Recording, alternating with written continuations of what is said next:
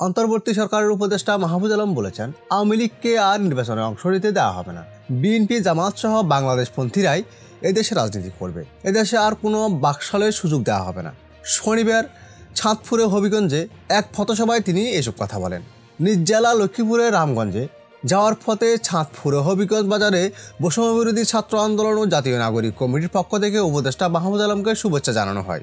ন্যূনতম সংস্কার না করে নির্বাচন নয় জানিয়ে মাহফুজ আলম বলেছেন, ফ্যাসিবাদী হাসিনা সরকার যে প্রতিষ্ঠানগুলো ধ্বংস করে দিয়েছে সেগুলো সংস্কার করে নির্বাচন দেওয়া হবে। ন্যূনতম সংস্কার না করে নির্বাচন দিলে জনগণ তাদের অধিকার পাবে না। তিনি আরও বলেন, এমন কোনো জায়গা নেই যেখানে দুর্নীতি আর ছাঁদাবাজি কায়েম হয়নি। এগুলো স্থায়ীভাবে রূপ লাভ করুক, আমরা তা কোনোভাবেই চাই না এবং দেশের মানুষ যেন তাদের ন্যায্য অধিকার ফিরে পায়, আমরা তা নিশ্চিত করতে চাই।